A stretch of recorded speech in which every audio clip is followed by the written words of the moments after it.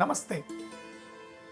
ఈరోజు మనం శ్రీమద్ భగవద్గీతలో వివరించబడిన 4 వర్ణాల గురించి మాట్లాడుకుందాం. ఆ 4 వర్ణాలని ప్రస్తుతం మనం ఆ కులం, ఈ కులం, ఆ కులం గొప్ప, ఈ కులం గొప్ప, ఈ కులం చిన్న, ఆ కులం చిన్న అని మాట్లాడుతూ ఉంటాం. దానితో ఒకసారి దానికి కంపేర్ చేసి మాట్లాడదాం. అసలు కులాల గురించి ఎక్కడన్నా చెప్పబడిందా? వర్ణాల గురించి చెప్పబడిందా అనే దాని గురించి మనం మాట్లాడదాం.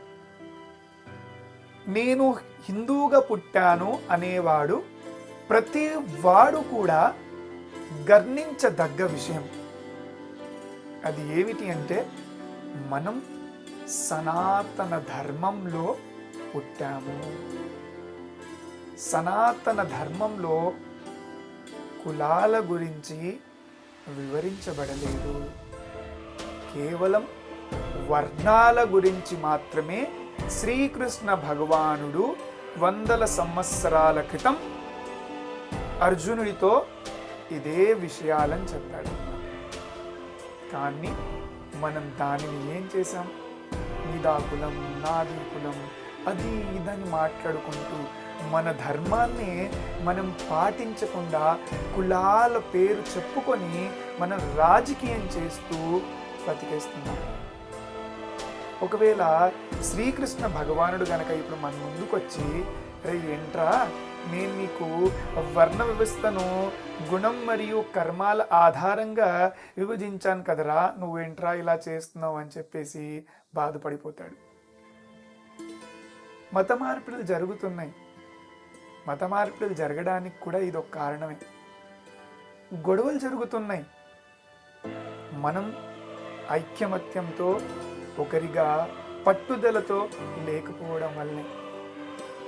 ఏదన్నా అయితే చాలు, వాడు మీ కులపోడా, వీడు మా కులపోడా, ఏ కులం ఏంటి? కులం కాదయ్యా, మనం హిందువులం. మనం మన ధర్మానికి ఏదైనా ఆపద వస్తే మనం ముందుండాల. కులం పేరడిగి ముందుకెళ్ళడం కాదు. కులాల గురించి ఎక్కడా చెప్పబడలేదయ్యా. మన వర్ణాల గురించి వివరించారు. మనం చేసే కర్మలను బట్టి, మనకు ఉండాల్సిన గుణాలను బట్టి మన వర్ణ వ్యవస్థ కొన్ని సంవత్సరాల క్రితమే అర్జునుడికి శ్రీకృష్ణ భగవానుడు బోధించాడు. భగవద్గీత చదవరు, శాస్త్రాల్లో జ్ఞానం ఉండదు. ఆలయాల్లో కొంతమంది బ్రాహ్మణులు చెప్పరు, కొంతమంది చెప్తూ ఉంటారు. కొన్ని మన మతానికి సంబంధించిన మత పెద్దలు చెప్పరు. ఒకవేళ చెప్పినా వారి మాటలను పట్టించుకునే వాళ్ళు లేరు. మరి ఎలా తెలుస్తుంది? వేరే మతస్థుడు మతంలో మీ మతం అలా, మీ మతం ఇలా అని మాట్లాడుతూ ఉంటారు. వారికి మనం సమాధానం చెప్పగలగాల. మనం ఈరోజు ఎందుకు సమాధానం చెప్పట్లా? తులసికి పూజ ఎందుకు చేస్తారయ్యా? ఆ శుభకార్యాల్లో మామిడి తోరణాలు ఎందుకు కడతారయ్యా అంటే, ఏమో మా ముత్తాతలు మా తాతలు చేసుకుంటూ వచ్చారు, అందుకే మేము చేసుకుంటూ వస్తున్నాం. వాళ్ళు ఎందుకు చేశారో వాళ్ళకి తెలియదా? వాళ్ళకి తెలుసు, కానీ వాళ్ళు చెప్పలేకపోయారు. మీరు అడగలేదు. అడగండి. తాళ్లపత్ర గ్రంథాల్లో వాటి గురించి అద్భుతంగా వివరించారు. ఈరోజు మనం వర్ణాల గురించి తెలుసుకునే ప్రయత్నం చేద్దాం. శ్రీమద్ భగవద్గీత 4వ అధ్యాయం 13వ శ్లోకం ఏమంటున్నారో చూద్దాం. చాతుర్వర్ణ్యం మయా సృష్టం గుణకర్మ విభాగశః తస్య కర్తారమపి మాం విద్య కర్తారమవ్యయం. ఇక్కడ శ్రీకృష్ణ భగవానుడు చెప్తున్నాడు, నేను గుణాన్ని బట్టి, వాడు చేసే కర్మలను బట్టి ఇక్కడ 4 వర్ణాలుగా విభజించాను అని చెప్పేసి క్లియర్ కట్గా చెప్తున్నాడు అనమాట. ఏమంటున్నాడు? 4 వర్ణాలు. దేని ఆధారంగా? వాడికి ఉండాల్సిన వాడి గుణం. గుణాలంటే ఏంటి? తమో రజ, ఇవి గుణాలు. ఓకే, మరి వాడు చేసే కర్మ అంటే పని. కర్మ అంటే ఏదో చెప్తా ఉంటాం కదా, మంచి కర్మ చేయాలరా. కర్మ అంటే ఏంటి? సింపుల్గా పని. దాని పర్యాయ పదం పని. నువ్వు చేస్తున్న పనిని బట్టి నీ కర్మ. దాని గురించే నేను విభజించాను అని చెప్పేసి శ్రీకృష్ణ భగవానుడు చెప్పాడు. మరి బ్రాహ్మడికి ఉండాల్సిన క్వాలిటీస్ ఏమిటి, క్షత్రియుడికి ఉండాల్సిన క్వాలిటీస్ ఏమిటి, వైశ్యుడికి ఉండాల్సిన క్వాలిటీస్ ఏమిటి, శూద్రుడికి ఉండాల్సిన క్వాలిటీస్ ఏమిటి, దీని గురించి ఎక్కడ చెప్పారు ఇంకా వివరంగా? 18వ అధ్యాయం 40-41 నుంచి 44వ శ్లోక వరకు ఇంకా క్లియర్గా చెప్తారనమాట. సో ఇప్పుడు దాని గురించి కూడా మనం ఒకసారి తెలుసుకుందాం. ఏమంటున్నారు చూద్దాం ఒకసారి. చాలా అద్భుతంగా వివరించారండి. ఆ రోజుల్లోనే శ్రీకృష్ణ భగవానుడికి తెలుసు ఇలాంటి వాళ్ళు ఉంటారు, వీళ్ళకి తెలియజేయాలి కదా అని చెప్పేసి ఆ రోజే అర్జునుడితో చెప్పాడు. దాన్ని మనం అనుసరించాల, పాటించే ప్రయత్నం చేయండి. చాలా పరమ పవిత్రమైనది, నిత్య నూతనమైన ధర్మం, సనాతన ధర్మం, హిందూ ధర్మం. ఈ ధర్మంలో పుట్టడం మనం చేసుకున్న అదృష్టం అండి. అది కూడా భారతదేశంలో పుట్టడం. అఖండ భారత్ని కోల్పోయాం. ఈరోజు కొంచెమే మిగిలింది భారతదేశం.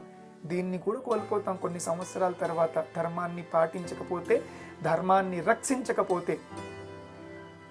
ఒకసారి ఆ శ్లోకాల గురించి చూద్దాం. ఏమంటున్నారు? 41 శ్లోకంలో ఏమంటున్నారంటే, బ్రాహ్మణ క్షత్రియా విషాం శూద్రాణంచ పరంతప కర్మాణి ప్రవిభక్తాని స్వః ప్రభువర్గుణై. ఏమంటున్నాడంటే ఇక్కడ, ఓ అర్జున, బ్రాహ్మణ, క్షత్రియ, వైశ్య మరియు శూద్రుల యొక్క కర్తవ్యాలు వారి వారి స్వభావం నుండి పుట్టిన గుణాలు. అంటే ఏంటి? సత్వ, రజ, తమ గుణాల ద్వారా, కర్మల ద్వారా నేను వివరించాను నీకు అని చెప్పేసి అంటున్నాను. ఇప్పుడు మొదటగా బ్రాహ్మణుడికి ఉండాల్సిన లక్షణాలు ఏంటో ఒకసారి చూద్దాం. 42వ శ్లోకాలు ఏం చెప్తున్నారు? శమో దమస్తపః శౌచం క్షాంతిరార్జవమేవ చ జ్ఞానం విజ్ఞానమస్తిక్యం బ్రహ్మ కర్మ స్వభావజం. అర్థం: మనోనిగ్రహం, ఇంద్రియ నిగ్రహం, తపస్సు, భావ్య అభ్యాంతర శుద్ధి అంటే శౌచం, నీట్నెస్, ఓర్పు, నిష్కపటత్వం, శాస్త్రంలో పట్టుదల, శాస్త్రజ్ఞానం మరియు దైవభక్తి. ఇవి ప్రథమంగా ఖచ్చితంగా బ్రాహ్మణుడికి ఉండాల్సిన గుణాలు. ఈ గుణాలు కలిగిన వాడే బ్రాహ్మణుడు. నేను బ్రాహ్మణ కుటుంబంలో పుట్టాను, మా నాన్నగారు బ్రాహ్మణుడు, నేను బ్రాహ్మణ కుటుంబంలోనే పుట్టాను అని ఎవరైనా మీతో చెప్తే, ఒరే బాబు, నువ్వు బ్రాహ్మణ కుటుంబంలో పుట్టావు, కానీ నువ్వు ఇప్పుడు చేస్తున్న పనులున్నాయే, ఆ పనుల ఆధారంగా భగవద్గీతాని తీసుకొచ్చిలా ముందు చూపించి వాడికి చెప్పండి, నువ్వు బ్రాహ్మణుడివి కాదు, నీకు బ్రాహ్మణుడికి ఉండవలసిన క్వాలిటీస్ నీలో లేవు అని చెప్పేసి కరాఖండిగా చెప్పేసేయండి. భగవద్గీతనే చెప్తుంది, నేను కాదు. తర్వాత క్షత్రుడికి ఉండాల్సిన లక్షణాలు. ఏమేం లక్షణాలు ఉండాలయ్యా క్షత్రుడి కంటే? శౌర్యం, తేజో, ధృతిర్దాక్షం, యుద్ధే చాప్యాలపాయనం, దానమిశ్వర భావస్య, క్షాత్రాం కర్మ స్వభావజం. ఏమేం గుణాలు ఉండాలంట? శౌర్యం, తేజస్సు, ధైర్యం, దక్షత అంటే నేర్పు, యుద్ధంలో వెన్ను చూపకపోవడం అంటే యుద్ధం చేయడం ధైర్యంగా, దానగుణం, నాయకత్వ లక్షణాలు, లీడర్షిప్, ఇవన్నీ ఉన్నవాడే క్షత్రియుడు. అర్థమవుతుందా? ఇంకా తర్వాత వైశ్యుడికి ఉండాల్సిన గుణాలేంటో అది చూద్దాం ఒకసారి. వైశ్యుడికి ఏ గుణాలు ఉండాలంట? కానీ కృషి గౌరక్ష వాణిజ్యం వైశ్యకర్మ స్వభావజం పరిచార్యాత్మకం కర్మశూద్రస్యపి స్వభావజం. అద్భుతంగా క్లియర్గా చెప్పారు, చూసారా? ఏముండాలంట? శూద్రుడి వైశ్యుడికి ఉండాల్సిన లక్షణాలు ఏంటంట? వ్యవసాయం, గోరక్షణ మరియు వాణిజ్యం అంటే వ్యాపారం చేయడం. ఓకే, ఇవి వైశ్యుడికి ఉండాల్సిన లక్షణాలు. నాలుగవ వర్ణం ఏంటి? శూద్ర. ఈ 4 వర్ణాలకి సంబంధించిన లక్షణాలు పాటించకుండా ఇష్టం వచ్చినట్టు జల్సాలకి అలవాటు పడి, నేను కేవలం మీకు సహాయం మాత్రమే చేయగలను, నేను మీకోసం పని చేయగలను, నేను కేవలం నా పొట్ట బట్ట భార్య పిల్లల కోసం మాత్రమే పని చేస్తాను, నాకు ఏ క్వాలిటీస్ లేవండి, నేను బాగా కష్టపడి పని చేస్తాను అన్నవాడు శూద్రుడు. ఇది ఇప్పుడు ఇక్కడ చాలా మంది లాజిక్తో మాట్లాడుతూ ఉంటారు. అదే లాజిక్తో నేను మీకు సమాధానం చెప్తానన్నమాట. ఏంటి లాజిక్? కొంతమంది అంటారు ఏంటంటే, నాకు తెలిసిన వాళ్ళు చాలా మంది ఉన్నారు. ఫర్ ఎగ్జాంపుల్, బ్రాహ్మణుడు వాళ్ళ నాన్నగారేమో పౌరోహిత్యం చేస్తారండి, పూజలు చేస్తారు, చాలా మంచి వాళ్ళు. కానీ వాళ్ళ కుమారుడు మాత్రం కానీ పూజలు అవి ఇవి చేయడండి. సో తను ఒక కంపెనీలో ఉద్యోగం చేస్తున్నాడు అని చెప్పేసి సాధారణంగా మీరు చెప్పారనుకోండి. ఇంకా తను అసలు పూజలు చేయడు, దేవాలయానికి వెళ్ళడు, ఏమి పని చేయడు. కేవలం తన పని ఏంటి? ప్రతిరోజు వెళ్ళాలి, జాబ్ చేసుకోవాలి, ఇంటికి రావాలి. ఆ డబ్బులతోని ఏదో ఇన్వెస్ట్ చేసి ఇంకా బిజినెస్ అవి ఇవి అలాంటివి చేసుకుంటూ ఉంటాడు అనుకోండి. అప్పుడు తను ఏ కేటగిరీ కిందకి వస్తాడండి? పుట్టుకతో ఏమో బ్రాహ్మణుడు, కానీ తనకు బ్రాహ్మణుడికి ఉండాల్సిన లక్షణాలు ఏమీ లేవు. మరి ఏ వర్ణంలోకి వస్తాడండి అంటే తను వైశ్య వర్ణంలోకి వస్తాడు. భగవద్గీత ఇది చెప్తుంది. భగవద్గీత కులాల గురించి చెప్పట్ల. మనం కులాలను సృష్టించుకొని నువ్వు ఎక్కువ, నువ్వు తక్కువ, గొప్ప, అది ఇదని మాట్లాడుకుంటూ ఉన్నాం అన్నమాట. తను బ్రాహ్మణుడు కాదండి. ఇప్పుడు ఫర్ ఎగ్జాంపుల్, నేను బ్రాహ్మణ వర్ణంలో పుట్టాను, కానీ నేను ఏమి చేయట్లా. ఇందాక చెప్పిన క్వాలిటీస్, నేను దేశ రక్షణ చేస్తున్నాను, నేను ప్రజల్ని కాపాడుతున్నాను, నేను ఆర్మీలో ఉన్నాను, నేను పోలీస్లో ఉన్నాను. అప్పుడు తను ఏ వర్ణం కిందికి వస్తాడు? తను అప్పుడు క్షత్రియ వర్ణం కిందికి వస్తాడు. క్షత్రియ ధర్మం తనది. తను కాపాడుతున్నాడు, ప్రజల్ని రక్షిస్తున్నాడు, యుద్ధం చేస్తున్నాడు. కాబట్టి తను క్షత్రియ ధర్మం కిందికి వస్తాడు. ఇప్పుడు ఈ 3 గుణాలు ఏవి లేవండి, కానీ తను శూద్రుడు.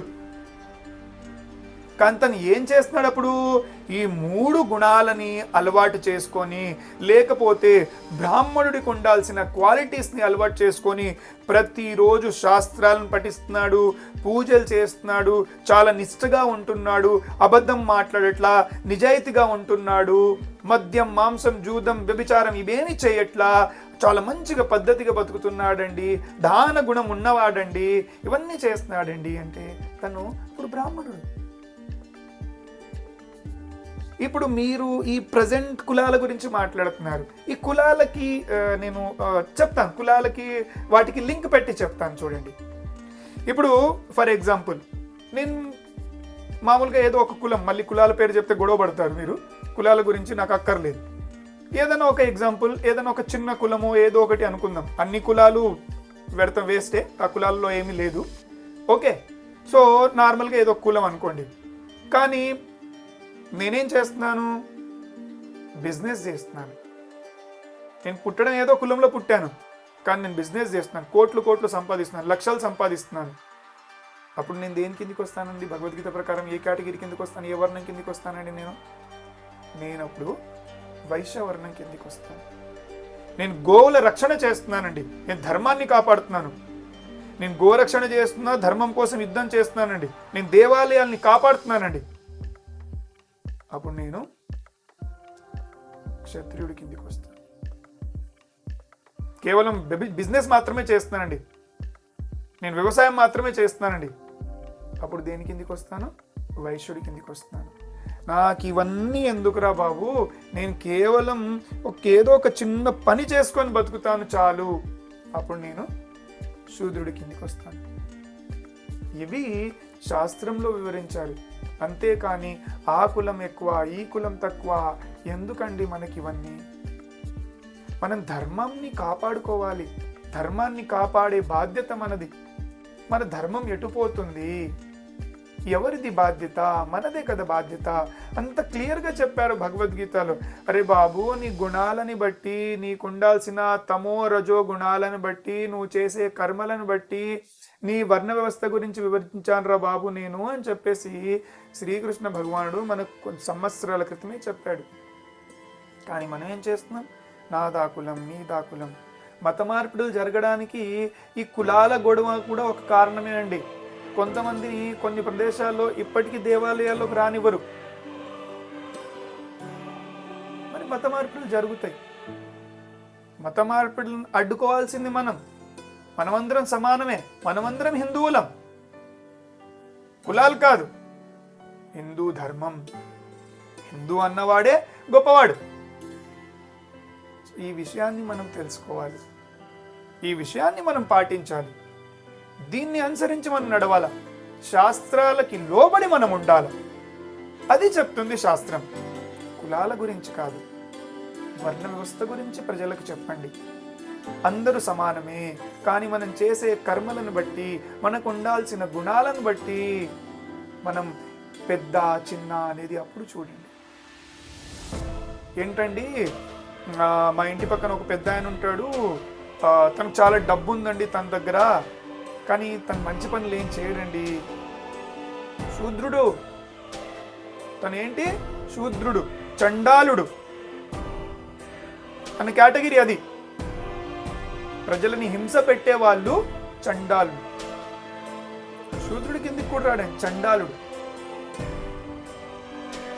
దయచేసి అర్థం చేసుకోండి, మన ధర్మాన్ని కాపాడాల్సిన బాధ్యత మనది.